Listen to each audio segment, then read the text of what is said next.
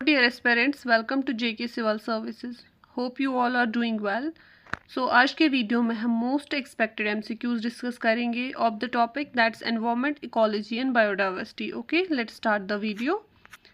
तो जो भी मैं क्वेश्चंस आपके साथ डिस्कस करूंगी इनका PDF आपको हमारी ऐप JK सिविल सर्विस पे मिलेगा. Okay, let's start one by one. तो पहला क्वेश्चन है हमारे पास statement related regarding the energy flow in ecosystem. ठीक है, तो इकोसिस्टम में कैसे एनर्जी फ्लो होता है उसके रिलेटेड हमें कुछ स्टेटमेंट्स दिए गए हैं. तो पहला स्टेटमेंट है कि फ्लो ऑफ एनर्जी जो होता है वो यूनिडायरेक्शनल होता है. दैट मीन्स एनर्जी जो है वो हमेशा प्रोड्यूसर से कंज्यूमर्स की तरफ ट्रांसफर होता है. करेक्ट है, वन स्टेटमेंट इज करेक्ट. तो स्टेटमेंट बी तो गया. The 10% law states that only 10% is stored as biomass at each tropic level. क्या 10% लॉ जो है वो कहता है कि 10% ऑफ द एनर्जी ही हम स्टोर करते हैं as a biomass for each trophic level? हाँ, ये करेक्ट है. ठीक है. थर्ड स्टेटमेंट कहता है कि energy pyramids can be inverted in certain ecosystems like forests. Energy pyramids जो होते हैं वो कभी इन्वर्टेड नहीं होते हैं, वो हमेशा अपराइट होते हैं क्योंकि 10% ही मतलब ट्रांसफ़र होता है एक ट्रॉपिक लेवल से दूसरे ट्रॉपिक लेवल. ठीक है, तो थर्ड स्टेटमेंट जो है वो गलत है. तो 1 and 2 is the correct answer. A part is the correct answer of question number 1. Okay, let's move towards the question number 2. तो क्वेश्चन नंबर 2 हमारा असर्शन रीजन टाइप क्वेश्चन है. तो पहला हमें दिया है स्टेटमेंट प्राइमरी सक्सेशन जो है वो बियर रॉक्स पे बहुत ही स्लो होता है. प्राइमरी सक्सेशन अगर हम किसी बियर रॉक पे देखेंगे तो वो बहुत स्लो होता है. ये स्टेटमेंट करेक्ट है. और रीज़न दिया है क्योंकि सॉइल फॉर्मेशन जो होती है प्राइनियर स्पीशीज़ की वो बहुत मतलब it requires the formation of soil. Pioneer species जो होती है उनको टाइम लगता है सॉइल फॉर्म करने के लिए ताकि बाकी प्लांट्स जो है वो वहाँ पे कॉलोनाइज करे. इट्स करेक्ट क्योंकि सॉइल फॉर्मेशन के लिए हमें बहुत टाइम लगता है, तभी तो ये एक स्लो प्रोसेस बनता है ना, क्योंकि पहले सॉइल फॉर्मेशन होती है उसके बाद बाकी प्लांट्स उसमें ग्रो करेंगे. तो ये सही रीज़न है इसको एक्सप्लेन करने के लिए. तो इसका आंसर आएगा ए पार्ट. दोनों स्टेटमेंट्स करेक्ट है और आर एक्सप्लेन कर रहा है ए को. Okay, let's move towards the question number 3. तो क्वेश्चन नंबर 3 में हमें कुछ स्टेटमेंट्स दिए गए और हमें बोलना है कि इसमें से कौन सा बेस्ट डिफाइन करता है एक इकोटून को. ठीक है, तो हमें पता है कि इकोटून जो होता है ना वो होता है दो बायोम्स या दो इकोसिस्टम्स के बीच का एक ट्रांजिशन एरिया. ठीक है, फॉर एग्जांपल अगर हम एग्जांपल लेंगे फॉरेस्ट की, यहाँ पे फॉरेस्ट है और यहाँ पे हमारे पास ग्रास लैंड है, तो जो इनकी जोन होगी ना ट्रांजिशन जोन मीटिंग पॉइंट, उसको हम इकोटून बोलेंगे. ठीक है, और इकोटून के साथ एक और कंसेप्ट है that is edge effect. Edge effect क्या होता है? ये होती है हमारे पास high diversity of the species. ठीक है, इन द इकोटून एरिया, उसको हम बोलते हैं एज इफेक्ट. फॉर एग्जांपल अगर यहाँ पे डाइवर्सिटी ऑफ द स्पीशीज़ 3 है ना और यहाँ पे 2 है, यहाँ पे 4 होगी, इन दोनों से ज़्यादा. ठीक है, तो इसका आंसर आएगा B part. Transition zone between two distinct ecosystem जो होता है वो इकोटून होता है. ठीक है, तो 3 का आंसर है B part. Let's move towards the question number 4. तो क्वेश्चन नंबर 4 जो है स्टेटमेंट्स कुछ दिए गए हैं रिगार्डिंग द कीस्टोन स्पीशीज़. ठीक है, तो पहला स्टेटमेंट हमें दिया गया है कीस्टोन स्पीशीज़ जो होती है वो हमारे पास उनका हैवी इम्पैक्ट होता है इकोसिस्टम पे. That is disproportionately large related to their abundance. अगर वो कम ही है किसी एरिया में लेकिन उनका इम्पैक्ट जो होता है वो बहुत ज़्यादा बड़ा होता है, ये कहता है इसमें. ये करेक्ट है. अगर हम किसी भी कीस्टोन स्पीशीज़ को रिमूव करेंगे एक इकोसिस्टम से, उसकी वजह से इकोसिस्टम को कोलैप्स हो सकता है, ये भी करेक्ट है. और वो हमारे पास मोस्ट एबेंडेंट स्पीशीज़ है, किसी भी फूड वेब में नहीं. अभी तो हमने पढ़ा ना कि उनका कितना भी एबेंडेंस हो उनका इम्पैक्ट ज़्यादा होता है, लेकिन उनकी एबेंडेंस के बारे में कुछ भी नहीं दिया गया है कि वो मोस्ट एबेंडेंट ऑलवेज होंगी फूड वेब पे. वो कभी हो सकते हैं कभी नहीं हो सकते हैं. ठीक है, तो थर्ड स्टेटमेंट गलत हो गया. तो 1 and 2 is the correct answer of question number 4. Okay, let's move towards the question number 5. Which phenomena what is the phenomena where two species live together and both benefit. वो कौन सी phenomena होती है जहाँ पे दोनों स्पीशीज़ जो होती है वो एक साथ रहती है और दोनों को बेनिफिट मिलता है? वो है हमारे पास म्यूचुअलिज्म. जैसे कि फंग माइक्रोराइजा रिलेशनशिप होती है प्लांट और फंगई के बीच में, है ना, तो प्लस प्लस होती है, दोनों को फ़ायदा होता है. अगर हम कमेंसलिज्म की देखेंगे तो एक को पॉजिटिव इफेक्ट मिलता है, एक को कुछ भी इफेक्ट नहीं मिलता. पैरासिटिज्म में एक को पॉजिटिव इफेक्ट मिलता है, एक को नेगेटिव इम्पैक्ट मिलता है. और एमेंसलिज्म में एक को नेगेटिव इम्पैक्ट होता है और एक को ज़ीरो इम्पैक्ट होता है. ठीक है, तो इसका आंसर हमें है क्योंकि हमें दोनों बेनिफिशियल होने चाहिए, तो इसका आंसर आएगा B part mutualism. Okay, let's move towards the question number 6. Question number 6 जो है ये असर्शन रीज़न है। असर्शन दिया गया है कि मैंग्रोव जो होते हैं वो एक्ट करते हैं as a shock absorbers for the coastal regions.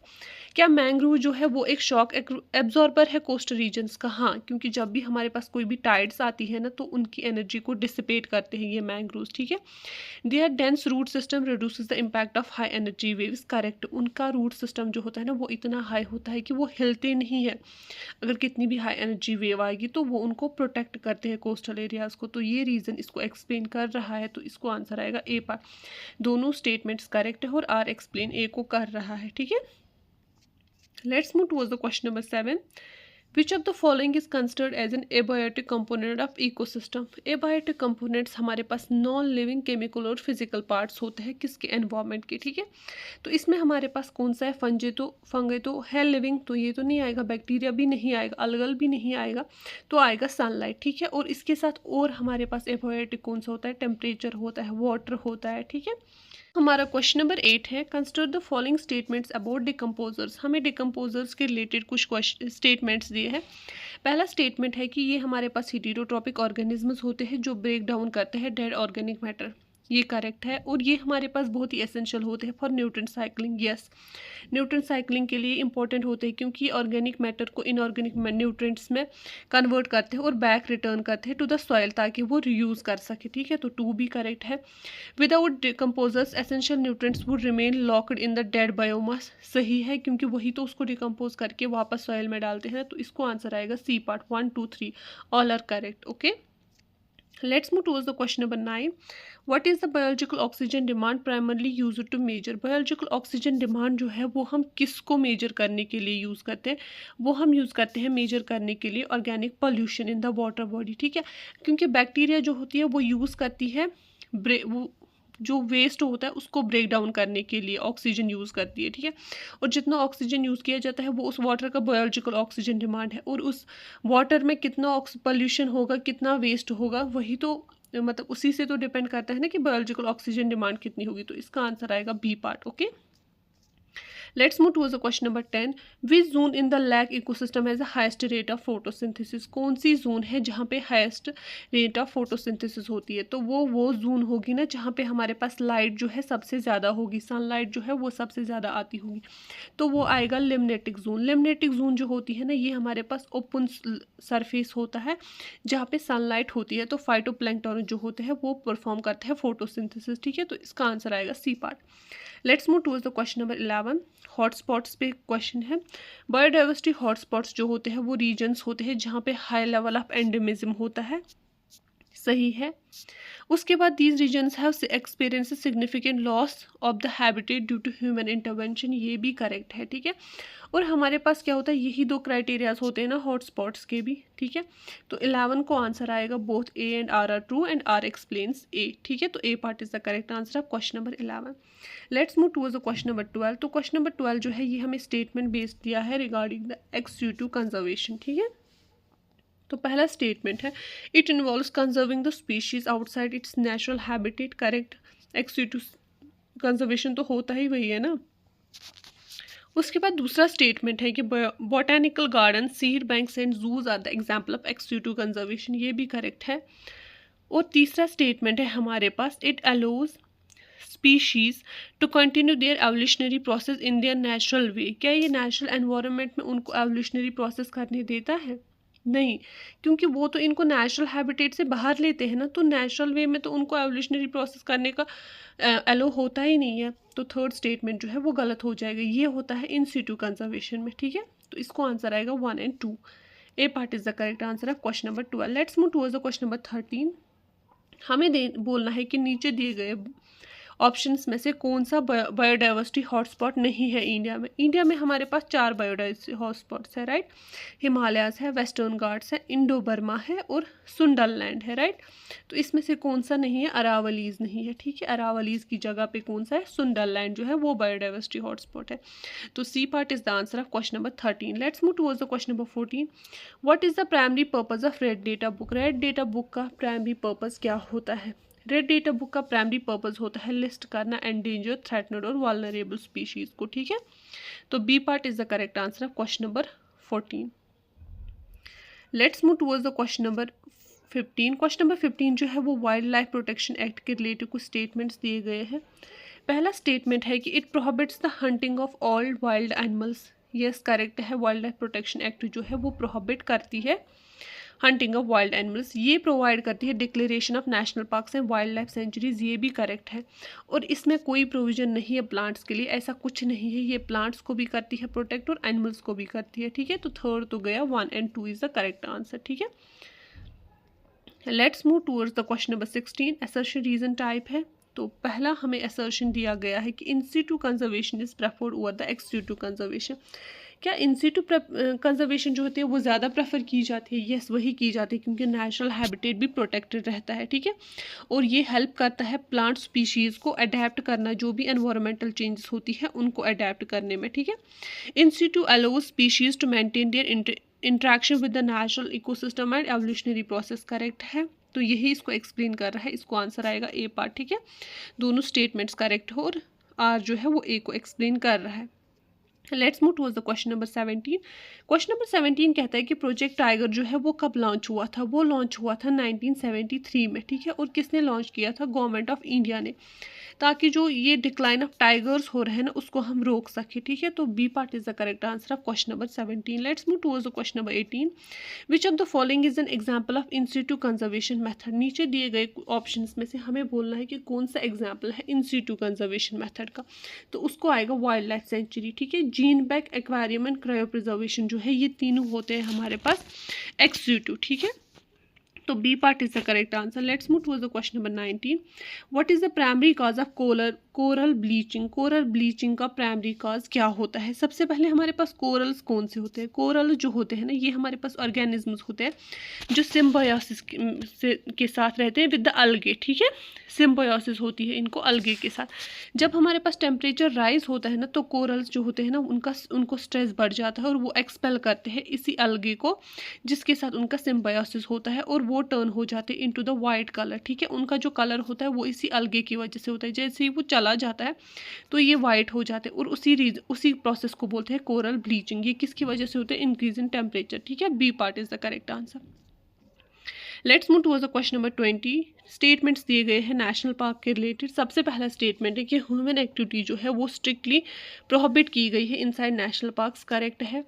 Boundaries जो होती है वो डिफाइन की है लेजिस्लेशन ने और उनको हम इजीली ऑल्टर नहीं कर सकते, ये भी करेक्ट है। Grazing of cattle is permitted with the government permissions. Grazing है कलेक्टिंग ऑफ रिसोर्सेज जो है वो भी प्रोहिबिट की गई है। ये जो है ये परमिट है वाइल्ड लाइफ सेंचुरी में, लेकिन नेशनल पार्क जो होता है वहाँ पे ज़्यादा स्ट्रिक्टनेस होती है, ठीक है। तो 1 and 2 is the correct answer question number 20। Let's move towards the question number 21। Assertion reason type है। तो पहले हमें असर्शन में कहा गया है कि मीथेन जो है उसका हमारे पास मोर पोटेंट है to the green house gases. Methane का ग्लोबल पोटेंशियल जो है ना, ग्लोबल वार्मिंग पोटेंशियल, वो 25 से लेकर 28 टाइम्स ज़्यादा है कार्बन डाइऑक्साइड से, ठीक है। तो मीथेन का ग्लोबल वार्मिंग पोटेंशियल जो है वो है हमारे पास कार्बन डाइऑक्साइड का ज़्यादा बाय 100 ईयर्स, और ये करेक्ट स्टेटमेंट है। इसीलिए वो ज़्यादा पोटेंट ग्रीन हाउस गैस है, ठीक है। तो इसको आंसर आएगा, दोनों करेक्ट है और आर एक्सप्लेन कर रहा है ए को, ठीक है। Let's move towards the question number 22. Which gas is primarily responsible for depletion of ozone layer? कौन सा गैस है जो ओजोन लेयर के डिप्लीशन के लिए रेस्पॉन्सिबल है? वो है क्लोरोफ्लोरोकार्बन्स, ठीक है, जो हमें रेफ्रिजरेशन एक्स्ट्रा से निकलती है। इसमें क्या होता है, इसमें जो क्लोरीन मॉलिक्यूल होता है ना वो O3 को ब्रेक डाउन करता है, और 1 मॉलिक्यूल ऑफ क्लोरीन जो है वो मिलियंस मॉलिक्यूल्स ऑफ O3 को ब्रेक कर सकता है, ठीक है। और ये हमारे पास ओजोन किस लेयर में है? It's in the layer of stratosphere, ठीक है। Let's move towards the question number 23। Acid rain के रिलेटेड स्टेटमेंट्स दिए गए हैं। तो पहला स्टेटमेंट है it's caused by the emission of sulphur dioxide and nitrogen oxide. क्या एसिड रेन इनकी वजह से होता है? यस, क्योंकि ये जो होते हैं ना सल्फर डाइऑक्साइड हो गए हमारे पास, नाइट्रोजन ऑक्साइड जो होते हैं, ये जब वाटर वेपर्स के साथ इंटरेक्ट करते हैं ना तो ये बनाते हैं सल्फ्यूरिक एसिड और नाइट्रिक एसिड, ठीक है। तो वही जब रेन के साथ गिरता है तो उसी को हम एसिड रेन कहते हैं। इसकी वजह से जो है एसिड रेन की वजह से हमारा जो pH है वाटर बॉडीज़ का वो ज़्यादा हो जाता है, उनको बेसिक बनाते हैं, नहीं ये गलत है, वो एसिडिक बनते हैं, ठीक है। और एसिड रेन की वजह से लीचिंग ऑफ न्यूट्रिएंट्स होती है from the soil, this is also correct, ठीक है। तो 1 and 3 are correct, C part is the correct answer of question number 23, okay.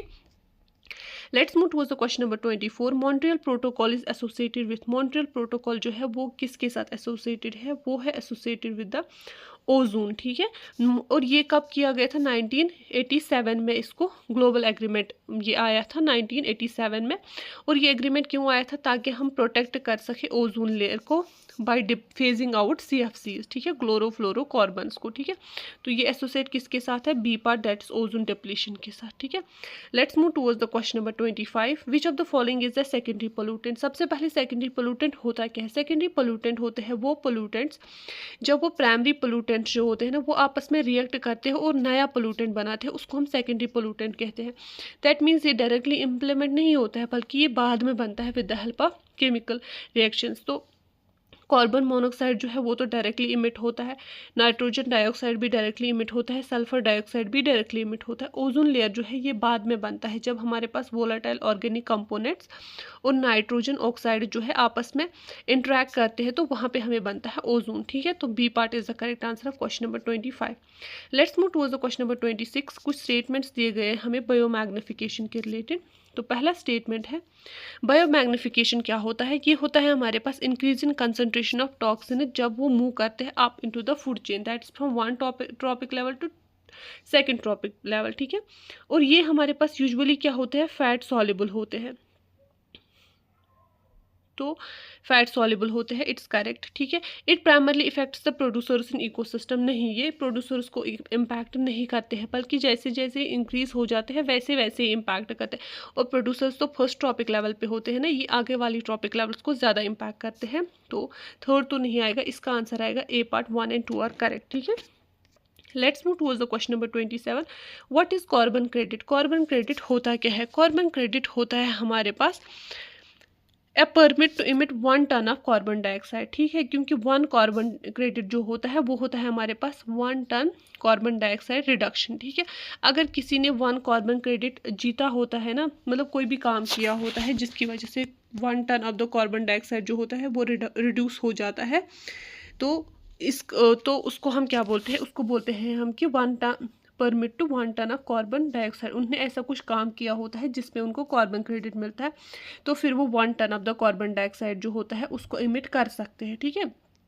अब हमारे पास क्या होता है, ये हम इसलिए एनकरेज करते हैं ताकि वो पोल्यूट कर सके लेस। जैसे कि फॉर एग्जांपल कोई हमने यहाँ पे एक प्रोजेक्ट था, ठीक है, इस प्रोजेक्ट में हमने क्या किया, हमने इसमें क्या करवाया, कार्बन डाइऑक्साइड इमिशन जो है वो कम कराया, तो उसकी वजह से इनको एक कार्बन क्रेडिट मिल गया, ठीक है। अब अगर ये दूसरी जगह जाके कोई प्रोजेक्ट बनाएंगे तो ये कर सकते हैं थोड़ा सा इमिशन वहाँ पे, क्योंकि इन्होंने एक कार्बन क्रेडिट जो होता है वो ऑलरेडी इन्होंने बचाया होता है, ठीक है। तो वहाँ पे क्या होता है, यहाँ पे पोल्यूशन कम हो गया, यहाँ तो ऑटोमेटिकली पहले भी होना ही था पोल्यूशन, बट इन्होंने क्या किया, इससे इन्होंने कंपनी को मोटिवेट किए कि यहाँ पे पोल्यूशन इस जगह पे कम हो जाए, ताकि दूसरी जगह पे अगर हो जाए तो ओवरऑल पोल्यूशन जो है वो कम रहे, ठीक है। तो B part is the correct answer of question number 27। Let's move towards the question number 28। Question number 28 में असर्शन दिया गया है कि ग्रीन हाउस इफेक्ट जो है वो एसेंशियल है अर्थ में होने के लिए, इट्स करेक्ट। क्योंकि अगर हमारे पास क्या होता है, इसकी वजह से अर्थ जो होती है ना उसका टेम्परेचर मेंटेन रहता है, अगर ये नहीं होता तो लाइफ अर्थ में क्या होता है, लाइफ जो है लाइफ सस्टेन करती ही नहीं, क्योंकि टू कोल्ड होता है, सही है। ये इसको एक्सप्लेन भी कर रहा है, तो इसका आंसर आएगा both A and R are correct, and R explains A. अगर हमारे पास क्या होता है, और अगर ये गैसेज जो है वो हीट को ट्रैप नहीं करेंगे ना, तो यहाँ पे फ्रीजिंग टेम्परेचर हो जाएगा, ठीक है। सारी जो हीट सन से आती है वो सारी रिफ्लेक्ट बैक होती, एटमॉस्फेयर से एस्केप हो जाती, और अर्थ का टेम्परेचर जो होता है वो फ्रीज होता है, लाइफ एग्जिस्ट करती ही नहीं, इसलिए ग्रीन हाउस इफेक्ट जो है वो इम्पॉर्टेंट है, ठीक है। Let's move towards the question number 29। Which layer of atmosphere contains the majority of air we breathe, कौन सी एटमॉस्फेरिक लेयर है जहाँ पे मेजॉरिटी ऑफ द एयर है जो हम ब्रीथ करते हैं, दैट ट्रोपोस्फेयर, ठीक है। और ट्रोपोस्फेयर कहाँ से होता है, वो होता है 0 से लेकर 12 किलोमीटर्स तक, और 80% ऑफ द एटमॉस्फेरिक मास जो होता है ना वो ट्रोपोस्फेयर में ही होता है, और जितनी भी टर्बुलेंसेस होती है वो भी ट्रोपोस्फेयर में ही होती है, ठीक है। तो B part is the correct answer. Let's move towards the question number 30। What does the term anthropogenic mean? Anthropogenic क्या मतलब होता है, anthropogenic means caused by humans, ठीक है। जैसे कि पोल्यूशन हो, कुछ भी हो, तो ह्यूमन इंड्यूसर काज जो है उनको हम एंथ्रोपोजेनिक कहते हैं। तो B part is the correct answer of question number 30, okay. Let's move towards the question number 31। Statement base दिया है तो स्टेटमेंट्स दिए गए हैं नाइट्रोजन साइकिल के रिलेटेड। तो पहला स्टेटमेंट है atmospheric nitrogen can be directly utilized by all plants. No, क्योंकि वो तो इनर्ट गैस होता है ना, उसको सब यूज़ नहीं कर पाते हैं, ठीक है। Bacteria like rhizobium converts nitrogen into ammonia, correct, ये हमारे पास नाइट्रोजन फिक्सिंग बैक्टीरिया होता है, ठीक है। डीनाइट्रिफिकेशन जो होती है वो नाइट्रेट्स को बैक कन्वर्ट करती है into atmospheric nitrogen, it's correct, वो नाइट्रेट्स को कन्वर्ट करती है इनटू एटमॉस्फेरिक नाइट्रोजन। इस प्रोसेस को हम बोलते हैं डीनाइट्रिफिकेशन, ठीक है। तो इसको आंसर आएगा 2 and 3, B part is the correct answer. Let's move towards the question number 32। Chipko movement was focused on, Chipko movement जो हो गया था 1970s में, इसका फोकस क्या था? ये हमारे पास क्या हो गया था, ये हमें हो गया था एक विलेज में जहाँ पे लोगों ने ट्रीज़ को हग किया था ताकि उनको हम कटिंग से बचा सके, ठीक है। तो किस लिए था ये? फॉरेस्ट कंजर्वेशन के लिए था, और हुआ कब था? 1970s में। Okay, let's move towards the question number 33। What's the primary objective of Ramsar convention? Ramsar convention का प्राइमरी ऑब्जेक्टिव क्या है? सबसे पहले इसका नाम रामसर कैसे पड़ा? ये कन्वेंशन जो है ये ईरान में आया था एक जगह, दैट्स रामसर, तो उसके बेसिस पे इसका नाम पड़ा रामसर कन्वेंशन, और ये 1970 में हुआ था। और इसका फ्रेमवर्क था ताकि हम प्रोटेक्ट कर सकें वेटलैंड्स को जो इंटरनेशनल इंपॉर्टेंस के हो। तो इसको आंसर आएगा B part, conservation of wetlands, ठीक है। 33 का आंसर बी पार्ट है। Let's move towards the question number 34। Consider the following statements regarding the Kyoto protocol. Kyoto protocol के रिलेटेड कुछ स्टेटमेंट्स दिए गए हैं। सबसे पहला दिया गया है कि क्या ये लीगली बाइंडिंग है ऑन ऑल कंट्रीज? नहीं। सबसे पहले हम समझते हैं कि कोयोटो प्रोटोकॉल होता क्या है। ये फोकस करता है ग्रीन हाउस गैस रिडक्शन पे, ठीक है। और ये कब साइन किया गया था? 1977 में। क्या ये लीगली बाइंड है सारी कंट्रीज़ पे? नहीं। इसका अगर हम देखेंगे तो इसकी ये बोलता है कि ये जो होता है ये बोलता है कि लीगली बाइंडिंग नहीं है ये सब पे, अकॉर्डिंग टू कॉमन है ये, बट डिफरेंशिएटेड रिस्पॉन्सिबिलिटीज़ होती है कोयोटो प्रोटोकॉल की। कोयोटो प्रोटोकॉल कहता है कि जिस कंट्री ने जितना पोल्यूशन किया है उसकी उतनी ज़्यादा रिस्पॉन्सिबिलिटी है, उस पर उतना ज़्यादा ऑब्लिगेशन होगा, ठीक है। तो सब पे सेम लीगली बाइंडिंग नहीं है। तो पहला स्टेटमेंट गया, तो इसका आंसर आएगा 2 and 3, ठीक है। 34 का आंसर है B part. Let's move towards the question number 35। Which of the following is a carbon sink? Carbon sink क्या होता है? कार्बन सिंक होता है जहाँ पे हम कैप्चर कर सकते हैं और स्टोर कर सकते हैं कार्बन डाइऑक्साइड को, ठीक है। कैप्चर कहाँ से करेंगे? एटमॉस्फेयर से करेंगे, और स्टोर करेंगे किसी भी रिजर्वायर में। वो ओशन भी हो सकता है, फॉरेस्ट भी हो सकता है, सॉइल भी हो सकता है। तो इसका आंसर आएगा D part, that's all of the above, ठीक है। Let's move towards the question number 36। Lichens जो होते हैं वो इंडिकेटर ऑफ एयर पोल्यूशन होते हैं, इट्स करेक्ट, क्योंकि वो हाईली सेंसिटिव होते हैं टू द सल्फर डाइऑक्साइड, ठीक है। Lichens are very sensitive to sulphur dioxide, yes, यही इसका रीज़न है, ठीक है। अगर क्वालिटी पुअर होगी ना एयर की तो लाइकन जो होते हैं ना वो डिसअपेयर होते हैं, वो वहाँ नहीं रहते। जहाँ लाइकन्स होते हैं वहाँ एयर क्वालिटी अच्छी होती है। तो A part is the correct answer of question number 36। Okay, let's move towards the question number 37। Which of the following is an endoparasite? Endoparasite क्या होता है? एंडोपैरासाइट होता है वो पैरासाइट जो होस्ट के अंदर ही रहता है, ठीक है। और एक्टोपैरासाइट्स होते हैं जो होस्ट के बाहर रहते हैं, ठीक है। तो इसमें से एंडोपैरासाइट कौन सा आएगा? बी पार्ट, टैपवर्म, ठीक है। Let's move towards the question number 38. The Silent Valley movement famous for? Silent Valley movement किसके लिए फेमस थी? ये हमारे पास केरला में स्टार्ट की गई थी इन 1970s, ठीक है। और ये क्यों स्टार्ट की गई थी? ताकि हम रेन फॉरेस्ट्स को डिस्टर्ब ना करें from being flooded by the dam, ठीक है। तो इसका आंसर आएगा प्रोटेस्ट अगेंस्ट द डैम। ये एक डैम के रिलेटेड प्रोटेस्ट था कि आप एक ट्रॉपिकल रेन फॉरेस्ट पे डैम नहीं बना सकते हो, क्योंकि अगर वहाँ पे फ्लड आएगा कभी तो ये जो ट्रॉपिकल फॉरेस्ट है ये सारा ख़त्म हो जाएगा। तो इसलिए वो प्रोटेस्ट अगेंस्ट द डैम था, ठीक है। 1970s में किया गया था in the state of Kerala. Okay, तो 38 का आंसर आएगा A part.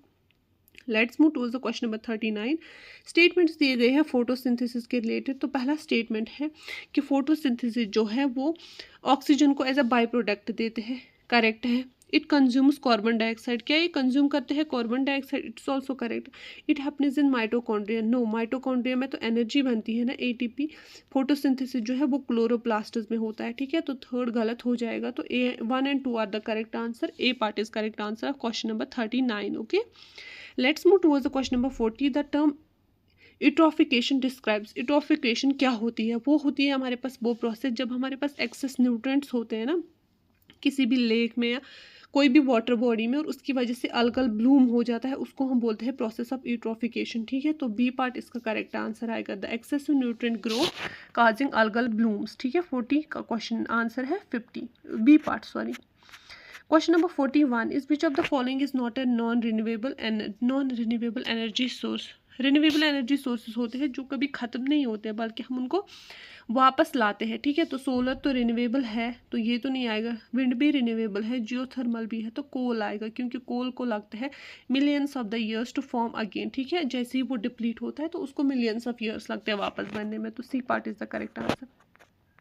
Let's move towards the question number 42।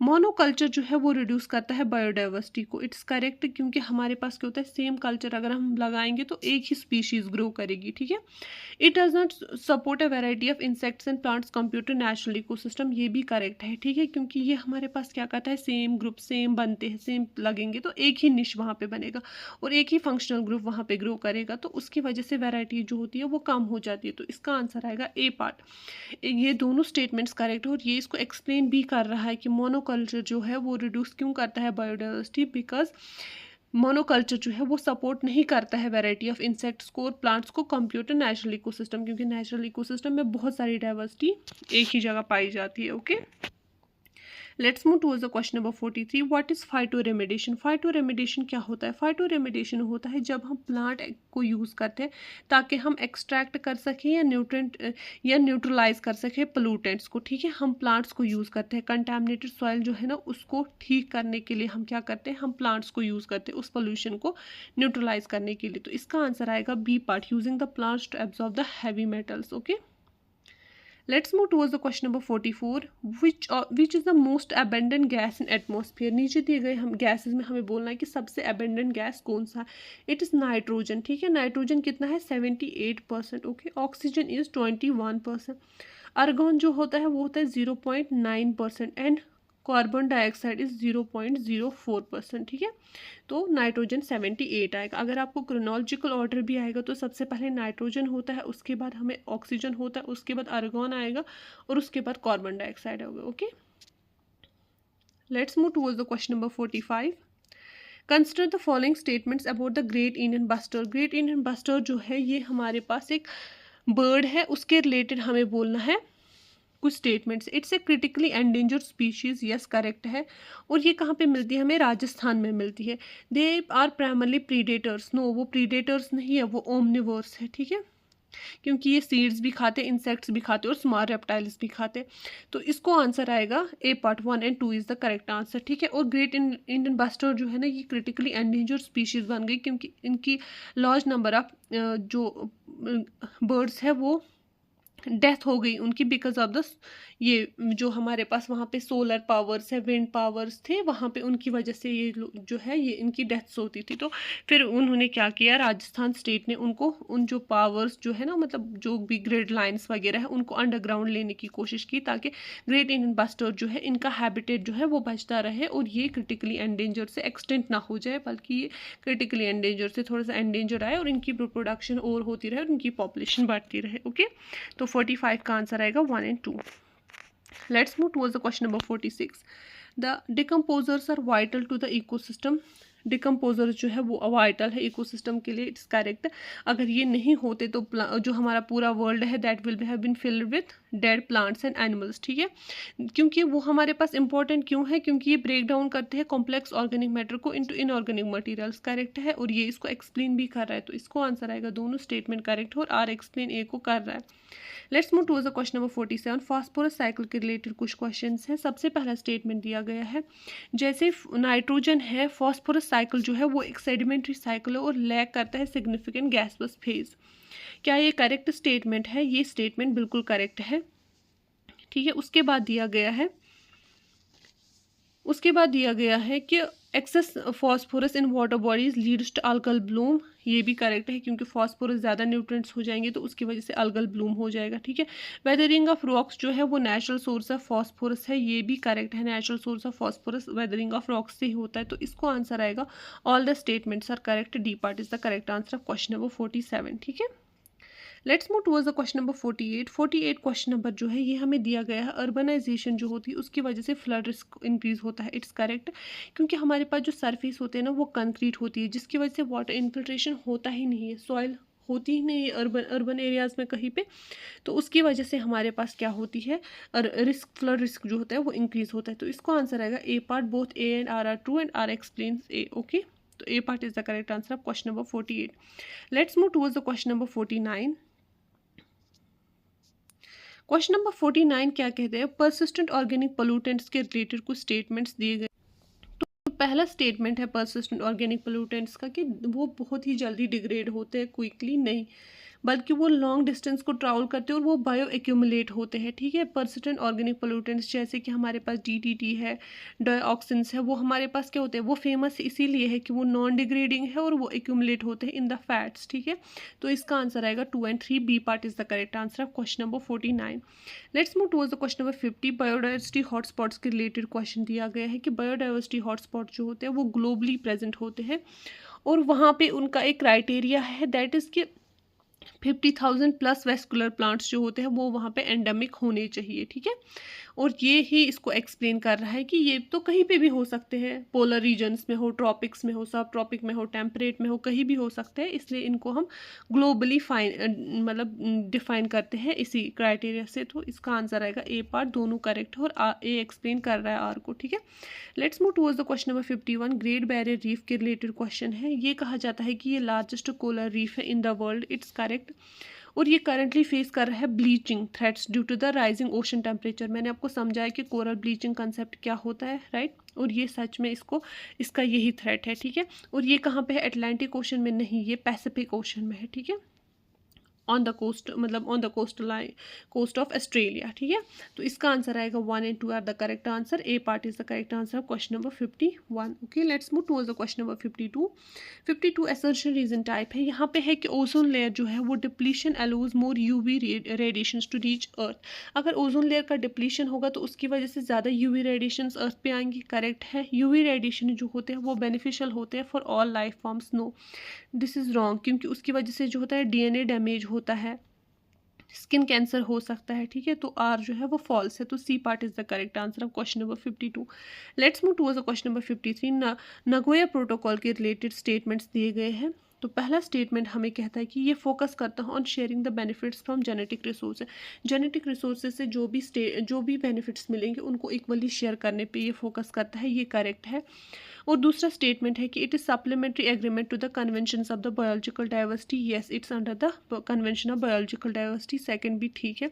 It's only applicable to developed nations. No, ये हमारे पास इक्विटेबल डिस्ट्रीब्यूशन बोलता है, डेवलपिंग भी और डेवलप्ड भी। ये कहता है कि लोकल कम्युनिटीज जो है जहाँ से आप रिसोर्सेज ले रहे हैं उनको भी वो बेनिफिट मिलना चाहिए। ठीक है, तो इसका आंसर आएगा 1 and 2। A part is the correct answer of question number 53। Let's move towards the question number 54।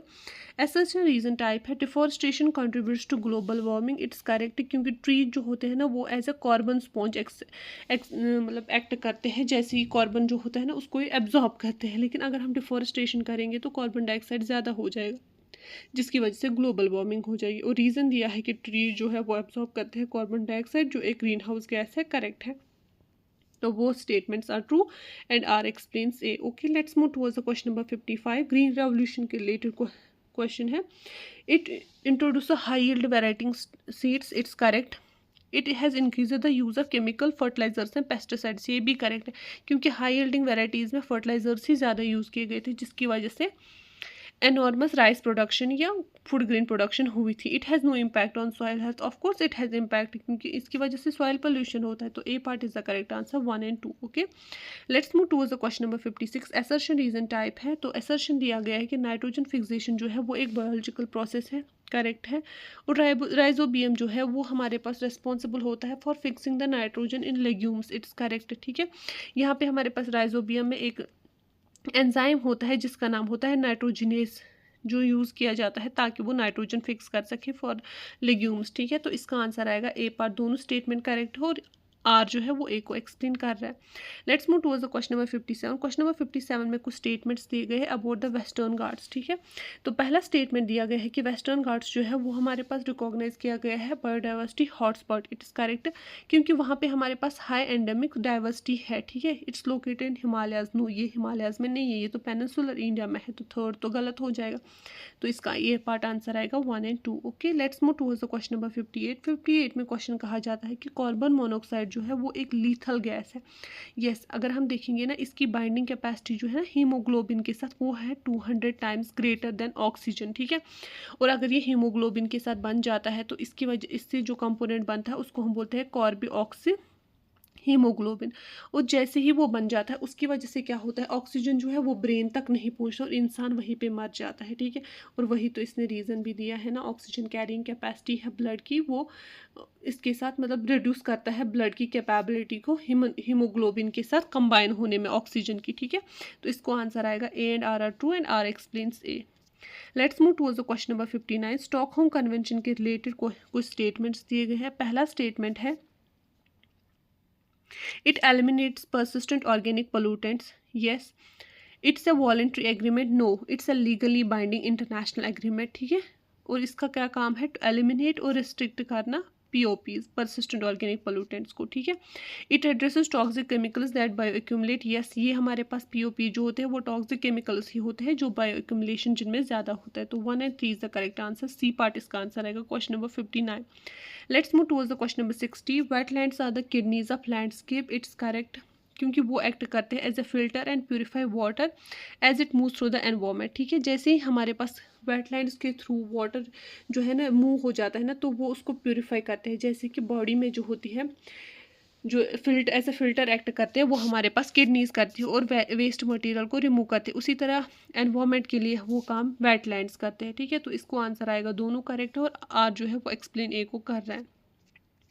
Let's move towards the question number 61। 61 question number जो है ये थर्मल पोल्यूशन के रिलेटेड दिया गया है। तो क्वेश्चन दिया गया है कि it changes the water temperature and harms the aquatic life. It's correct, क्योंकि हर एक की एक ऑप्टिमल रेंज होती है टेम्परेचर को सहने की, ठीक है। अब अगर हमारे पास क्या होता है, हॉट वाटर जैसे ही हम डंप करते थे किसी भी लेक में या कुछ, उसकी वजह से एक्वाटिक लाइफ जो होती है वो हार्म हो जाती है और अचानक से वाटर टेम्परेचर बढ़ जाता है, ठीक है। ये हम कैसे करते हैं, it's caused by industrial discharge of coolant water. जब हम कूलेंट वाटर्स को इंडस्ट्रीज से डिस्चार्ज करते हैं इनटू द लेक्स, टेम्परेचर या तो कम हो जाएगा या तो ज़्यादा हो जाएगा, ठीक है। It increases dissolved oxygen levels. No, इसको इसके साथ ये जो है इंक्रीज थोड़ी करेगा। जितना जितना टेम्परेचर बढ़ जाता है ना उसकी वजह से लवर जो होती है ना, मतलब ये कम भी कर सकता है, इंक्रीज भी कर सकता है, डिक्रीज भी कर सकता है। क्योंकि जब हमारे पास टेम्परेचर बढ़ता है तो ऑक्सीजन सॉल्युबिलिटी कैपेसिटी जो होती है ना वो कम हो जाती है, ठीक है। तो A part is the correct answer 1 and 2, क्योंकि ये वाटर टेम्परेचर जो है उसको चेंज करता है जिसकी वजह से एक्वाटिक लाइफ जो है वो हार्मफुल हो जाती है। और ये इसका रीज़न क्या है, इंडस्ट्रियल डिस्चार्ज जो हम करते हैं कूलेंट वाटर्स का, या कभी हम हॉट वाटर्स भी कर सकते हैं जिसकी वजह से जो है dissolved capacity of the oxygen जो होती है वो कम हो जाती है, ना कि इंक्रीज होती है। तो इसका आंसर आएगा A part 1 and 2। Okay, let's move towards the question number 62। Noise pollution के रिलेटेड दिया गया है। पहला दिया गया है कि नॉइज़ पोल्यूशन जो है वो इनविजिबल पोल्यूटेंट है, ठीक है। ये हमारे पास क्या होता है, क्योंकि इसमें कोई फिजिकल रेजिड्यू नहीं होता है जैसे कि एयर पोल्यूशन का हो या वाटर पोल्यूशन का हो। ये सिर्फ हमारे पास हमारे स्ट्रेस को ट्रिगर करता है, ठीक है। और ये डिस्टर्ब करता है ये नेविगेशन को या मेटिंग इन एनिमल जो होते हैं वो प्रॉब्लम करता है। कोई एक फिजिकल रेजिड्यू इसका नहीं है, ठीक है। तो इसको आंसर आएगा both A and R are correct और आर जो है वो एक्सप्लेन ए को कर रहा है। अब हमें कुछ स्टेटमेंट्स दिए गए अबाउट द कार्टिगाना प्रोटोकॉल। तो कार्टिगाना प्रोटोकॉल की बात करें तो ये हमारे पास होता है on the base of genetic modified organism जो है ना उसके रिलेटेड लिया गया था। और ये कब था, 2000 में इसको लाया गया था, ठीक है। इसका एम था कि ये इंश्योर करे adequate level of protection for the environment. Correct है, इट्स अनरिलेटेड टू बायोडाइवर्सिटी, ऐसा कुछ नहीं है, बायोडाइवर्सिटी के रिलेटेड ही है ये, ठीक है। तो इसको आंसर आएगा ए पार्ट 1 and 2, ठीक है। Let's move towards the question number 64. 64 assertion reason again है the sun is an ultimate source of energy for all ecosystems. It is correct है क्योंकि photosynthesis जो है वो किससे होती है, सोलर एनर्जी से होती है. सोलर एनर्जी से होती है तो प्रोड्यूसर जो है वो बनाएंगे, उसकी वजह से ही कंज्यूमर्स खाएंगे ना. तो अल्टीमेट सोर्स जो है एनर्जी का वो हमारे पास सन ही होता है. फोटोसिंथेसिस जो है वो कैप्चर करता है लाइट एनर्जी ताकि हम क्रिएट कर सके बायोमास. यही तो करेक्ट आंसर है ना. और सारी ट्रॉपिक लेवल जो है वो प्राइमरी प्रोडक्शन पे ही डिपेंड करती है. तो इसका आंसर आएगा ए पार्ट. ठीक है. Let's move towards the question number 65. Question number 65 is consider the following statements regarding the Arctic region. Arctic region के रिलेटेड कुछ स्टेटमेंट्स दिए गए हैं. सबसे पहला है it's the land mass surrounded by oceans. क्या ये लैंड मास होता है जो सराउंडेड बाय ओशंस है? नहीं, ये वाटर है सराउंडेड बाय लैंड. ठीक है. एंटार्क्टिका जो है वो लैंड है surrounded by water, that is southern ocean. ठीक है. इट एक्सपीरियंस एक्सेलरेटिंग वार्मिंग, ये तो करेक्ट है. It is home to the polar bears, ये भी करेक्ट है. ठीक है. तो इसका आंसर आएगा 2 and 3. B part is the correct answer. Okay. Let's move towards the question number 66. The term anthropocene describes. Anthropocene term जो है वो क्या डिस्क्राइब करती है? वो करती है ह्यूमन इन्फ्लुएंस. ठीक है. ह्यूमन इन्फ्लुएंस ऑन अर्थ जो है वो कौन सी टर्म डिस्क्राइब करती है? वो करती है एंथ्रोपोसिन. ठीक है. Let's move towards the question number 67 है विच gas is responsible for the rotten egg smell. कौन सा गैस है जहाँ पे जिसकी वजह से रोटन एग स्मेल आती है? वो है हमारे पास हाइड्रोजन सल्फाइड. ठीक है. Let's move towards the question number 68. Which species is an invasive species in India. कौन सी स्पीशीज है जो इन्वेसिव स्पीशीज है इंडिया में? ठीक है. वो है हमारे पास वाटर हायासिन. ये जो है ना ये नेटिव स्पीशीज है साउथ अमेरिका की. और जब हमारे पास ये इंट्रोड्यूस की गई थी ना इंडिया में तो इसकी वजह से लेक्स जो है वो क्लॉग हो गए थे. ठीक है. तो B part is the correct answer of question number 68. Let's move towards the question number 69. Which of the following is an secondary pollutant. ये क्वेश्चन रिपीट हुआ है, मैंने आपको ऑलरेडी बोला है. Ozone is the secondary pollutant क्योंकि ये nitrogen oxide और वोलेटाइल ऑर्गेनिक कंपाउंड्स के रिएक्शन से बनता है. ठीक है. Let's move towards the question number 70. Which gas is produced by the incomplete combustion. कौन सा गैस प्रोड्यूस होता है जब हमारे पास इनकम्प्लीट कंबशन होता है? तो वहाँ पे हमारे पास जो गैस बनती है वो बनती है हमारे पास कार्बन मोनोऑक्साइड. ठीक है. और कार्बन मोनोऑक्साइड का हमने पढ़ा ये एक लीथल गैस होती है जिसकी वजह से इंसान की विद इन मिनट्स डेथ हो जाती है. ठीक है. That's was all for the environment, ecology and biodiversity. Hope you like the video. Thank you.